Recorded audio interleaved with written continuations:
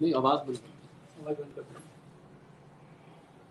Hello and welcome, स्वागत है आपका इस खास पेशकश में जहां पर हम बजट को एक आम टैक्स पेयर और निवेशक के नजर से कैसा आया है वो डिकोड करेंगे। हम आपको बताएंगे बारीकी से कि बजट में आपके लिए क्या खास ऐलान हुए हैं और क्या नहीं हुए हैं, जिनकी हम सबको उम्मीद थी और इंतजार था। मेरे साथ इस खास पेशकश में जुड़ रहे हैं अर्नब पंड्या, शरद कोहली और फिरोज अजीज। काफी सजा हुआ पैनल और ऐसा पैनल जो कि हर बजट पर लगातार आपको सलाह देता आया है और निवेशक को सही रणनीति निवेश के लिहाज से, टैक्स को बचाने के लिहाज से जाता आया है। सबसे पहले शरद जी, मैं आपके पास ही आऊंगी क्योंकि एक आम टैक्स पेयर को कई पैमानों पर राहत की उम्मीदें थी। उनमें से मेरे ख्याल से हम 10% का भी ऐलान नहीं हुआ है बजट में। जो मोटे और बड़े और अहम ऐलान हुए हैं मेरे ख्याल से, सबसे पहले जो हम सबको याद है, सीनियर सिटीजन स्कीम हुए हैं। 70 साल से अगर आपकी उम्र है तो आप अगर पेंशन या आपकी इंटरेस्ट से कोई इनकम है तो आपको टैक्स रिटर्न नहीं फाइल करना पड़ेगा। इसको लेके बहुत कंफ्यूजन है क्योंकि सोशल मीडिया पे आर्टिकल्स ऐसे आ रहे हैं कि वरिष्ठ नागरिकों को जो है इनकम टैक्स देना ही नहीं पड़ेगा। थोड़ा सा इस कंफ्यूजन को, क्योंकि बहुत अहम है, इसको क्लैरिफाई करते हैं शरद जी। देखिए, ऐसा नहीं है कि तो टैक्स ही नहीं देना है। पहली बात तो ये स्पष्ट करने की जरूरत है। सीनियर सिटीजन्स को टैक्स देना है। 75 साल से ऊपर के जो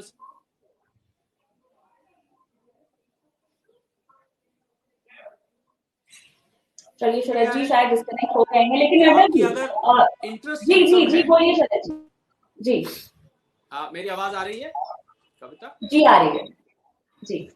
मेरी आवाज आ रही है आप तक? जी जी शरद जी आ रही है। तो जो उनकी अगर इंटरेस्ट और पेंशन इनकम है तो वो लोग बैंक जाके अपने बैंकर को बताएं और बैंकर में जो उनकी डिडक्शंस है वो बताएं, वहीं उसकी रिटर्न फाइल करी मानी जाएगी।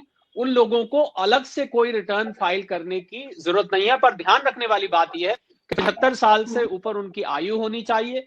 दूसरा, इंटरेस्ट और पेंशन इनकम के अलावा और कोई इनकम नहीं होनी चाहिए। अगर और कोई इनकम है तो फिर ये आपके लिए ये सुविधा उपलब्ध नहीं है। ये बहुत इंपॉर्टेंट चीज आपने कही, क्योंकि अर्नब जी हम इसी पर बात कर रहे थे। वरिष्ठ नागरिकों की इनकम पेंशन पे तो होती है डिपेंडेंट, इंटरेस्ट इनकम भी होती है, लेकिन बहुत सारे वरिष्ठ नागरिक जो है, जो बुजुर्ग हैं, वो रेंटल इनकम से भी अपना घर चलाते हैं। तो मेरे ख्याल से कि कितना बड़ा रिलीफ आपको लगता है कि इस कैटेगरी के टैक्स पेयर्स को मिला है? मेरे हिसाब से ये जो रिलीफ है वो जो सीनियर सिटीजन के एक सर्टेन सेक्शन है उनके लिए है, क्योंकि जो भी थोड़े हायर इनकम स्लैब में आएंगे सीनियर सिटीजन में और उनके पास इस प्रकार की या तो रेंटल इनकम होती है या कई सीनियर सिटीजन के पास थोड़े बहुत शेयर्स भी होते हैं तो उससे डिविडेंड भी आती है, और या उससे कई बार कोई साल में कैपिटल गेन आता है। तो अगर इस प्रकार की इनकम आपके पास है तो आप इसमें एलिजिबल नहीं है। तो इसीलिए ये सिर्फ वही सेक्शन ऑफ सीनियर सिटीजन्स के लिए है जो जिनकी इनकम सिर्फ एक ही रिस्ट्रिक्टेड सोर्स से है और वो बहुत ना हो। क्योंकि देखिए, अगर कोई सीनियर सिटीजन है जिसके पास एक बड़ा फैलाया हुआ पोर्टफोलियो है या स्ट्रॉन्ग पोर्टफोलियो है तो उसमें जाहिर सी बात है कि उनको इनकम कई और सोर्स से होगी ही, तो वो इनके लिए एलिजिबल नहीं है। तो ये सिंपल जो सीनियर सिटीजन है जिनके लिए ऑलरेडी रिटर्न फाइलिंग प्रोसेस बहुत टेक्निकल नहीं था, उनके लिए ये लागू ज्यादा होगी। और कविता एक बात मैं और जोड़ना चाहूंगा कि अब सीनियर सिटीजन्स की 3 कैटेगरी हो गई है। एक तो 60 साल से ऊपर सीनियर सिटीजन है, एक सुपर सीनियर सिटीजन है 80 साल से ऊपर के, और अब ये एक 75 साल वाले सीनियर सिटीजन। तो हमें सीनियर सिटीजन्स में अब उम्र में मुझे लग रहा है वो जैसे जैसे पड़ाव पे पहुंचते जाएंगे उनके लिए अलग अलग नियम दिखाई देने लग जाएंगे। हाँ बिल्कुल, मेरे ख्याल से बहुत दर्शक आपको इस वक्त देख भी रहे हैं, शायद अपने सवाल भी पूछना चाह रहे होंगे। दर्शकों से गुजारिश है कि कोई भी सवाल आज के बजट को लेकर है तो कमेंट बॉक्स में डालिए। हमारा पैनल जो कि मौजूद है आपके सवालों के जवाब देगा। लेकिन आगे बढ़ते हैं, कुछ कुछ ऐलान हमने सुने हैं बजट की स्पीच में और कुछ कुछ हमने बिल में से निकालकर लोगों को समझाने के लिए ये पेशकश जो है वो प्रस्तुत की है।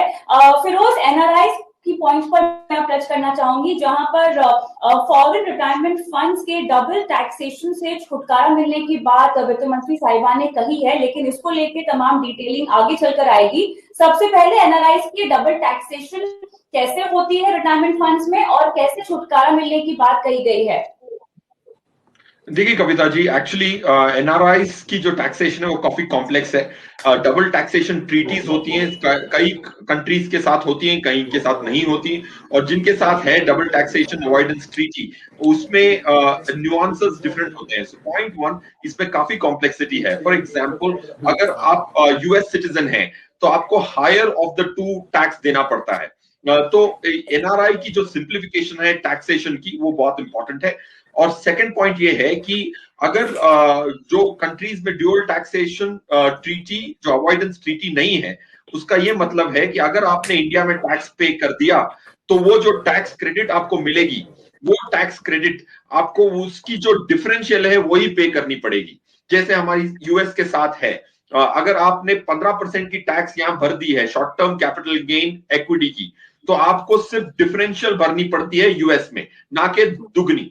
सो ये पैरिटी लाने की बात कही गई है। ऑफ कोर्स जैसे आपने कहा कि नुआंसेस डिटेलिंग में होगी, डिफरेंट कंट्रीज के लिए डिफरेंट रूल्स एप्लीकेबल हैं आज की डेट में, तो ये देखना जरूरी है कि क्या अमेंडमेंट्स हैं, how will this tax credit be given and avoidance of a double taxation happen. बिल्कुल शरद जी, लेकिन हम भारत में टैक्स के लिहाज से कई मायनों पर छूट की उम्मीद कर रहे थे। बहुत लोग तो चाह रहे थे कि टैक्स स्लैब में बदलाव किए जाए, और क्योंकि हमने देखा था पिछले बजट में नया टैक्स रिजीम भी लॉन्च किया गया है, उसको लेके थोड़ी सी और क्लैरिटी आ जाए, लेकिन ऐसा कुछ भी नहीं आया। टैक्स के पैरामीटर पर अगर मैं आपसे पूछना चाहूँ, राहत कहाँ पर मिली है? देखिए, इसमें राहत कविता मिली है टैक्स की सिंप्लीफिकेशन में और टैक्स की फैसिलिटेशन में। ये दो जगह टैक्स की इस बार क्वांटिटी में राहत नहीं दी गई है। इस बार आपको टैक्स को सिंप्लीफाई करने का, चाहे वो प्री फिल्ड रिटर्न्स की बात हो, जो प्री फिल्ड रिटर्न्स का दायरा इस बार थोड़ा बढ़ाया गया, उसमें अब कैपिटल गेन्स की कैलकुलेशन भी होगी। डिस्प्यूट रेजोल्यूशन कमेटी बनाई गई है, जो 10 लाख तक के डिस्प्यूट्स हैं, अगर आपकी 50 लाख तक इनकम है, तो हमने देखा कि लाखों केस अपील में पड़े हुए। और विवाद से विश्वास में हालांकि घोषणा हुई कि 85,000 करोड़ का रेजोल्यूशन हुआ है, पर फिर भी मुझे लग रहा है सरकार को जो उम्मीद थी वो विवाद से विश्वास तक पहुंच नहीं पाया।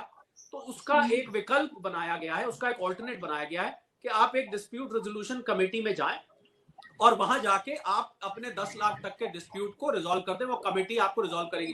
दूसरा, आईटी-एटी में हमने देखा, जब आप दूसरी अपील में जाते थे कविता, तो उस समय आपको जो ये फेसलेस वाला कॉन्सेप्ट था वो एंड हो जाता था, क्योंकि आईटी-एटी में आपको इनकम टैक्स अपीलेट ट्राइब्यूनल जिसको बोलते हैं, जब सेकंड अपील जाती है वहां आपको खुद जाना पड़ता था। अब ये आईटी-एटी को भी फेसलेस करा गया है। तो आप देख रहे हैं कि जहां जहां चेंजेस आए हैं वहां टैक्स को सिंप्लीफाई करने की, इलेक्ट्रॉनिक प्रणाली के अंतर्गत लाने की और टैक्स पेयर्स को फैसिलिटेट करने की सुविधा दी गई है। जैसे कि अभी जो आपने फिरोज से बात चल रही थी कि एनआरआईज के लिए दिया गया है, जो लोग डबल टैक्सेशन के अंदर रिलीफ लेते हैं उनको दिया गया। तो मुझे लग रहा है इस बार सरकार का ध्यान बजाय स्लैब्स को, बजाय नई डिडक्शंस को, बजाय नए प्रावधानों को लाके या टैक्स के रेट में छेड़ाछाड़ी करने के, मुझे लग रहा है इस तरफ ज्यादा ध्यान दिया गया है। तो टैक्स पेयर्स के लिए एक नए तरीके का, मैं समझता हूँ एक नए तरीके का इस बार रिलीफ है कि आपको टैक्स में आसानी रहेगी बहुत सारी चीजों। ऑलराइट, चलिए इसी के साथ मेरे ख्याल से आपको फारिग करना होगा शरद जी, लेकिन शरद जी हमारे साथ 5 बजे चैनल पर होंगे, जहां पर हम टैक्स को लेकर खास पेशकश भी लेकर आएंगे। बहुत बहुत शुक्रिया शरद जी इस पैनल पर शामिल होने के लिए। लेकिन सवालों का हमारा ये सिलसिला बरकरार रहेगा, और अब मैं बात करती हूँ यूलिप की, जिसको लेकर थोड़े बदलाव जो है बजट में अनाउंस तो नहीं हुए हैं, लेकिन फाइनेंस बिल में जरूर सामने आए हैं। पर यूलिप अगर आप खरीदते हैं और अगर आपका सालाना प्रीमियम जो है 2.5 लाख या उससे कम है, तो मेच्योरिटी में आपको टैक्स छूट मिल सकती है। समझाएंगे विस्तार से अर्नब जी। अर्नब जी, अब क्या यूलिप, जैसे कि हम सब जानते हैं, एक तो इस पर long term capital gains tax नहीं लगता था, जिसकी वजह से ये और भी लोकप्रिय हो गई थी जब से एलटीसीटी इंट्रोड्यूस हुआ। उसके बाद अब ये एक जो नया रिकमेंडेशन दिया है आज के बजट में, ये क्या कहता है? ये क्या यूलिप को और अट्रैक्टिव बनाता है? देखिए, आपको ये पूरी चीज जो है यूलिप की, वो यूलिप और म्यूचुअल फंड्स के कंपैरिजन में समझनी चाहिए। यूलिप को एक, क्योंकि एक इंश्योरेंस बेस्ड प्रोडक्ट माना जाता है, तो उसका जो अमाउंट आता है मैच्योरिटी पे वो सेक्शन 1010D में आपको टैक्स एग्जेम्प्ट मिलता है। अब यूलिप एक ट्रेडिशनल इंश्योरेंस पॉलिसी से काफी अलग होता है, क्योंकि ट्रेडिशनल इंश्योरेंस पॉलिसी में आपका सिर्फ लाइफ कवर होता है। यहाँ पर लाइफ कवर जो होता है वो एक छोटा हिस्सा होता है, और बाकी की जो रकम है वो एक्सपेंसेस के बाद आपकी इन्वेस्ट होती है म्यूचुअल फंड की तरह, और अलग अलग प्रकार के फंड है जहां पर आप अलग एसेट क्लासेस में एक्सपोजर ले सकते हैं। तो बात ये थी कि पहले म्यूचुअल फंड का जो लॉन्ग टर्म कैपिटल गेन्स था वो भी टैक्स फ्री था, पर जब से यहाँ पर long term capital gains mutual equity mutual funds पे आया है, तो तब से एक डिसप्रोपोर्शनेट टैक्स ट्रीटमेंट आपको ये दोनों इंस्ट्रूमेंट में दिखाई दे रही है। अब आज का जो चेंज है वो ये कहता है कि अगर आपका यूलिप का एनुअल प्रीमियम 1 फरवरी 2021 के बाद इश्यू की गई पॉलिसी पे सालाना 2.5 लाख से ज्यादा है, तो आपको ये बेनिफिट जो है कि जब आप उसको रिसीट लेते हैं एट मैच्योरिटी, तब जो टैक्स फ्री बेनिफिट है वो आपको नहीं मिलेगा। तो ये एक बड़ा बदलाव है, क्योंकि जो हाई वैल्यू यूलिप पॉलिसीज लेते हैं हाई प्रीमियम पे करके, और जो टैक्स फ्री आर्बिट्राज का बेनिफिट लेते थे, वो अब इस प्रकार का बेनिफिट नहीं ले सकते। लेकिन मान लीजिए आपका एक यूलिप पॉलिसी है जहां पर प्रीमियम इतना ज्यादा नहीं है सालाना, तो फिर भी आपके लिए वो फुल बेनिफिट चालू रहेगा। ये प्रोविजन में एक और पॉइंट है कि मान लीजिए आपके पास मल्टीपल यूलिप पॉलिसीज है, और मल्टीपल यूलिप पॉलिसीज में आपका कोई एक सिंगल पॉलिसी में 2.5 लाख का प्रीमियम क्रॉस नहीं हो रहा है, लेकिन एग्रीगेट में हो रहा है, तो आपको जो टैक्स फ्री बेनिफिट है वो सिर्फ 2.5 लाख के प्रीमियम तक ही मिलेगा, और बाकी के प्रीमियम वाले अमाउंट पे आपको टैक्स लगेगा ऑन रिसीट। एक कैविएट इसमें ये है कि अगर डेथ बेनिफिट मिलती है कोई भी पॉलिसी पे, तो वो डेथ बेनिफिट पे कोई टैक्स नहीं लगेगा, कोई भी समय नहीं लगेगा। ओके, लेकिन फिरोज, मुझे इस रिकमेंडेशन का मकसद जो कि सरकार का होगा वो समझना है आपसे। हम सब जानते हैं कि ULIP as an investment product mutual funds के मुकाबले काफी महंगा है, इसके मैनेजमेंट कॉस्ट वगैरह, फंड कॉस्ट वगैरह काफी ज्यादा होते हैं।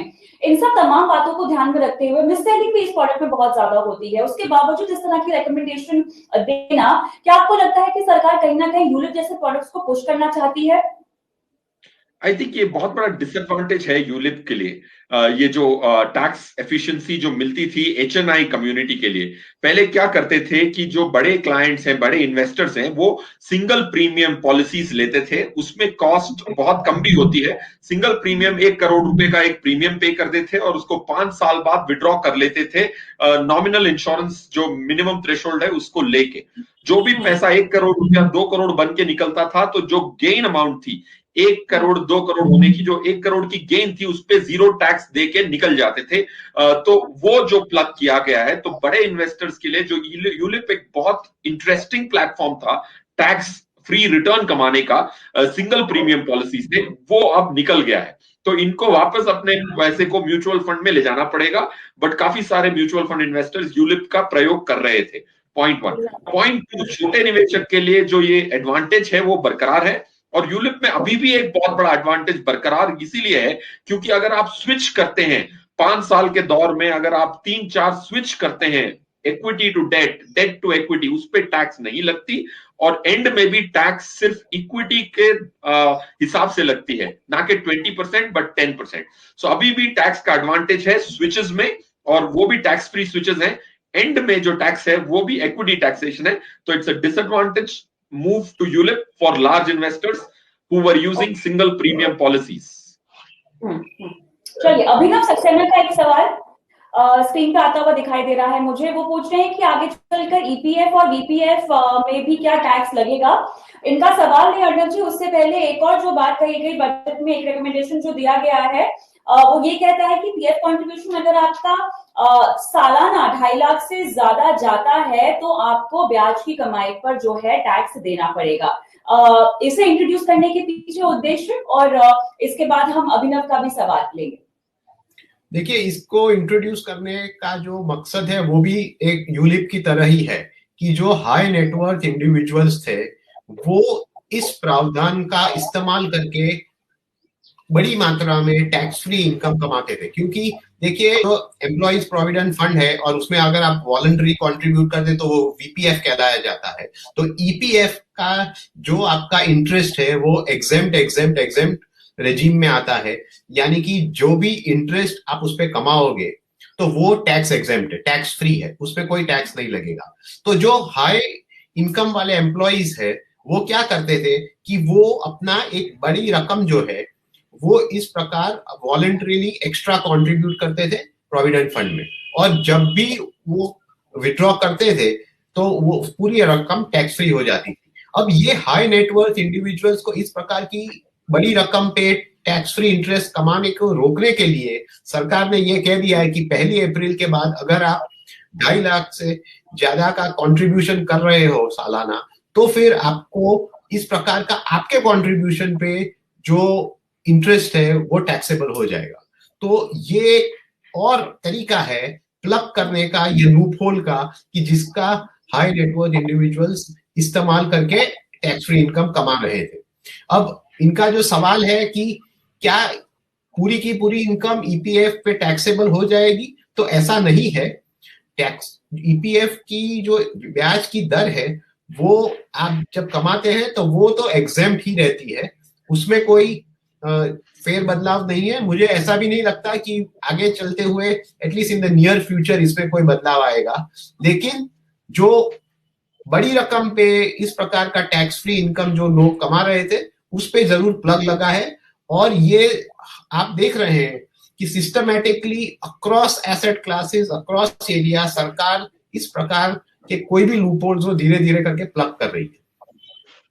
ऑलराइट, आगे बढ़ते हैं। मेरे ख्याल से इस बजट में निवेशकों और टैक्स पेयर्स के हितों का भी बहुत ज्यादा ख्याल रखा गया है। खासतौर से अगर किसी बैंक की वित्तीय हालत खराब हो तो इंश्योरेंस डिपॉजिट जो है उनको तुरंत मिल जाएगा। फिरोज, इसको लेके मेरे ख्याल से काफी बड़ी बात कही गई है वित्त मंत्री साहिबा की तरफ से भी। डीआईसीजीसी एक्ट के तहत 1 लाख की रकम बढ़कर 5 लाख हो गई थी जो इंश्योरेंस डिपॉजिट था, और अब वो है जैसे ही पता चलता है कि बैंक की वित्तीय हालत खराब है तो ये पैसा जो है डिपॉजिटर्स को मिल जाएगा। ये बहुत बड़ा मूव है कविता जी। एक्चुअली वो जो डिपॉजिट इंश्योरेंस था वो प्रैक्टिकली यूजलेस था, क्योंकि एक बैंक को फुली डिफॉल्ट करार देने के लिए अर्जों बीत जाते थे, सालों, काफी बार डेकेड्स बीत जाते थे। सो आई थिंक ये अब एक रेलेवेंट प्रोविजन हो गया है, तो बैंक डिपॉजिट्स को सेव कर देता है। सबसे इंपॉर्टेंट ये बात है कि ये कोऑपरेटिव बैंक्स पे भी एप्लीकेबल है। कोऑपरेटिव बैंक्स इंडिया में बहुत सारे डिफॉल्ट हो चुके हैं। ये अमाउंट का 1 लाख से 5 लाख बढ़ना और 5 लाख की रेलेवेंस बढ़ जाना और डिफॉल्ट तक वेट करने की जरूरत नहीं है। जब भी उसकी हालत खराब हो, मॉरिटोरियम में प्लेस हो, तब अप टू 5 लाख विड्रॉ कर पाना बहुत सारे बैंक अकाउंट्स को सेव कर देता है। वो नीड ऑफ द आवर था मेरे हिसाब से। I think it's a very very big move impacting a large section of the society। बहुत सारे जो impacts हैं वो छोटी छोटी ग्रुप्स पे इम्पैक्ट होते हैं, ये सबके लिए इम्पैक्ट है। तो इसीलिए इसकी मैग्नेटिसिटी, एनॉर्मिटी बहुत ज्यादा है इस पर्टिकुलर चेंज के लिए। I think Kavita ji, PPF पे मैं एक चीज ऐड करना चाहूंगा। आई थिंक जो पीपीएफ में जो ब्याज ज्यादा मिलता है, ज्यादातर गवर्नमेंट के जो 10 साल के बॉन्ड्स होते हैं वो आज की डेट पे 6% के हैं, बट पीपीएफ में ब्याज ज्यादा मिलता है। तो ये डिस्करेज करने के लिए किया गया है, ताकि जो बड़े इन्वेस्टर्स हैं, बड़े सैलरी वाले हैं, वो पैसा विड्रॉ कर लें और ये जो एक्स्ट्रा रिटर्न कमा रहे हैं और वो भी टैक्स फ्री, उसको डिस्करेज करके ये अब क्या होगा कि बहुत सारे एम्प्लॉइज अपने वॉलंटरी कंट्रीब्यूशन को घटा देंगे और बहुत सारे पीपीएफ अकाउंट्स में से वो अपने बेसिक मिनिमम को कंट्रीब्यूट करेंगे, ताकि ये जो एक्स्ट्रा ब्याज गवर्नमेंट देती है वो सिर्फ छोटे निवेशकों तक पहुंचे। ये टैक्स डिसएडवांटेज की वजह से बहुत सारे लोग अपने पैसे को हटा लेंगे और कहीं और निवेश करेंगे, which is a bad news. Last year भी एनपीएस में उन्होंने कैप लगा दी थी 7.5 लाख की। आई थिंक रिटायरमेंट को डिसइंसेंटिवाइज करना is not a good idea.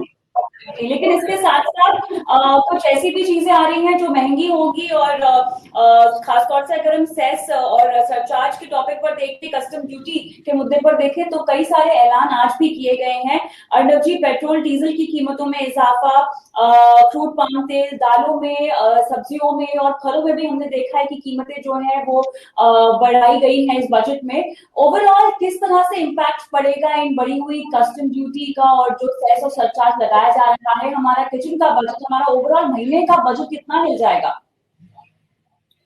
मेरे हिसाब से देखिए, इसका जो इम्पैक्ट है वो एक इमीडिएटली तो आपको एक नेगेटिव ही दिखाई देगा, क्योंकि कई सारी ऐसी आइटम्स है, खास करके जब आप पेट्रोल और डीजल पे विच आर ऑलरेडी हाई, अगर आप उस पर एक एक्स्ट्रा सेस लगाते हैं तो ये और एक इन्फ्लेशन को पुश देगा। तो मेरे हिसाब से जिस प्रकार की आप लिस्ट देखें कि दो चीजें कही गई है, एक है कि इंपोर्ट ड्यूटी में 400 आइटम्स जो ऑलरेडी एग्जेम्प्ट लिस्ट पे है उनको 1 अप्रैल से रिव्यू किया जाएगा और 1 अक्टूबर तक वो इम्प्लीमेंट हो जाएगा, यानी कि कई सारी आइटम है इसमें से जीरो ड्यूटी से निकल जाएगी। दूसरी बात देखें तो अगर आज की लिस्ट देखें, आज का जो कस्टम्स ड्यूटी का चेंज आया है तो उसमें इतनी सारी आइटम्स है जहां पर ड्यूटीज रेज की गई है। तो ये एक ओवरऑल लॉन्ग टर्म ऑब्जेक्टिव में बैठता है, क्योंकि ये आपके आत्मनिर्भर भारत को पुश देने के लिए है, ये जो इन्वर्टेड ड्यूटी स्ट्रक्चर था उसको सही करने के लिए है, लेकिन इसका इम्पैक्ट इमीडिएटली इन्फ्लेशनरी होगा, ये स्पष्ट है, और ये आपको अगले थोड़े महीनों में इन्फ्लेशन रेट में दिखाई देगा। अब इसका प्रॉब्लम एक थोड़ा बड़ा है, क्योंकि आरबीआई को अब सोचना पड़ेगा कि इस प्रकार के माहौल में जब आप ग्रोथ को पुश कर रहे हैं और सडनली इन्फ्लेशन भी हाई है तो कैसे रेट घटाए, और अगर ऐसी सिचुएशन आए तो क्या अगले कई महीनों के बाद क्या रेट बढ़ाना भी पड़ेगा।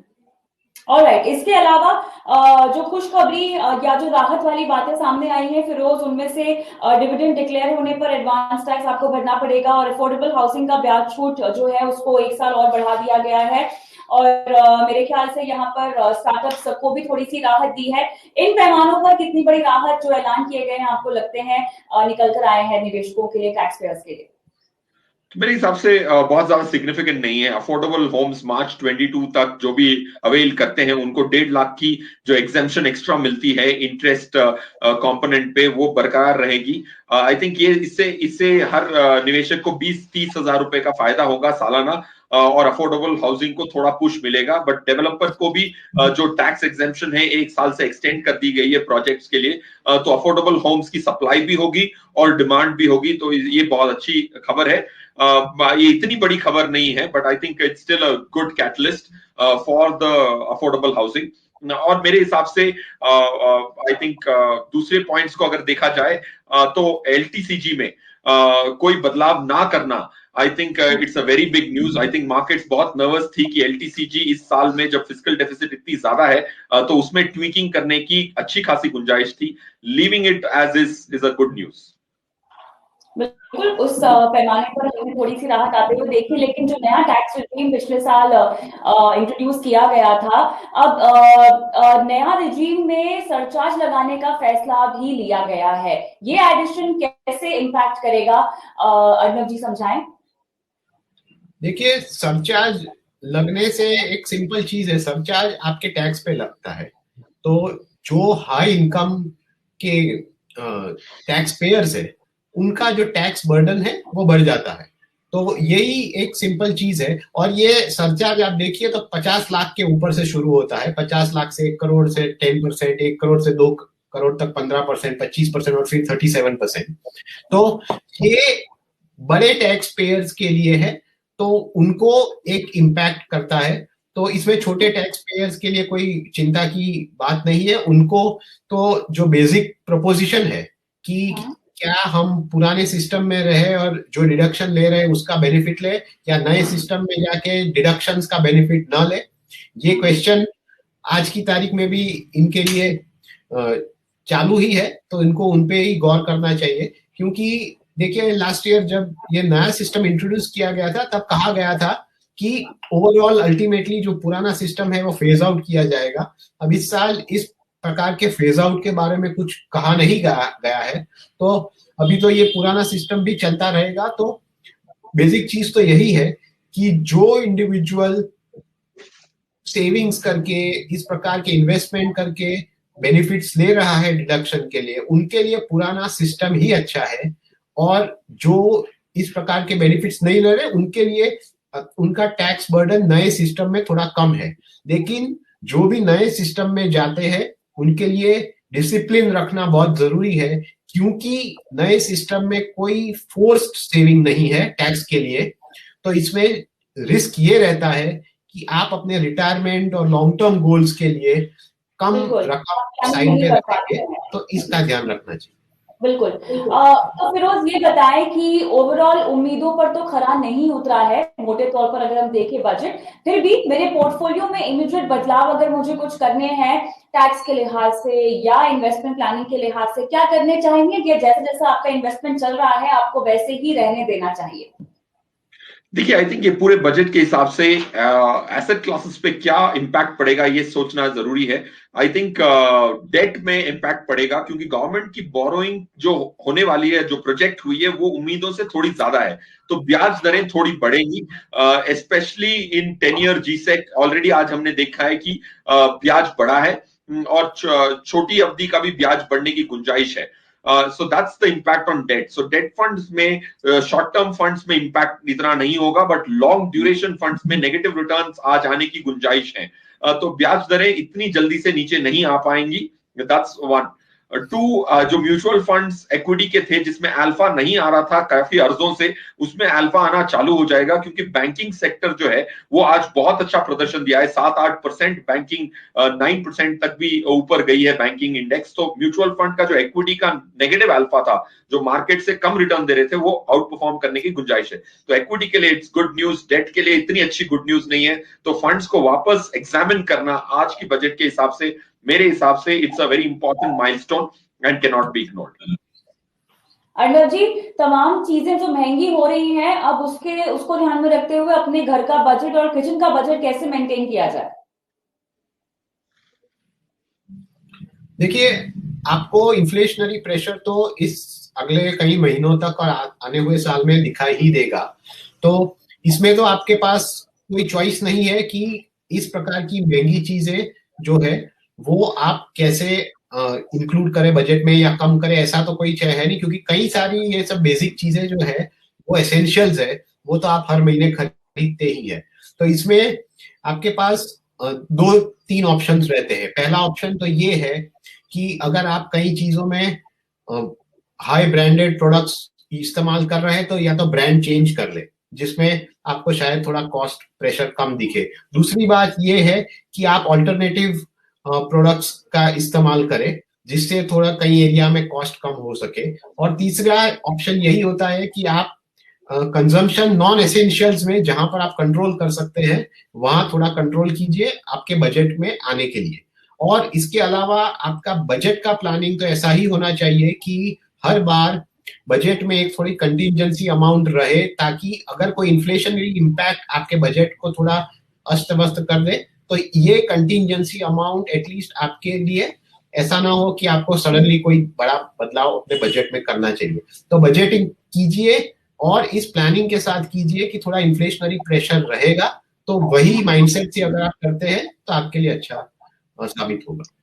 चलिए, तो मोटी बात यहाँ पर ये है कि आपको तुरंत कोई बदलाव अपने पोर्टफोलियो में नहीं करना है। टैक्स को लेके ऐसी कोई नई बात नहीं है जो आपको समझने की जरूरत है, लेकिन फिर भी हम आपको ये बता दें कि जितने भी छोटे मोटे बदलाव पर घोषणा हुई है उन्हें भी हमने इस पेशकश में समझाया है, और साथ ही जो बातें बिल में निकल कर आई हैं वो भी हमने आपको इस पेशकश में समझाने की पूरी कोशिश की है। इसके बावजूद भी अगर आपको कोई बात नहीं समझ में आई है या ऐसा कोई भी पहलू बजट का आपको नहीं समझ में आया तो अपना सवाल छोड़ सकते हैं। हम जल्द से जल्द आपके तमाम सवालों के जवाब देंगे और मिलते हैं आप सबसे 5 बजे, जहां पर हमारे साथ शरद कोहली, अर्णव पंड्या एक बार फिर से पैनल पे होंगे और हम आपको टैक्स के लिहाज से पूरे बजट का एनालिसिस करके बताएंगे। बहुत बहुत शुक्रिया फिरोज आपका, अर्णव जी आपका इस खास पेशकश में शामिल होने के लिए मेरे साथ।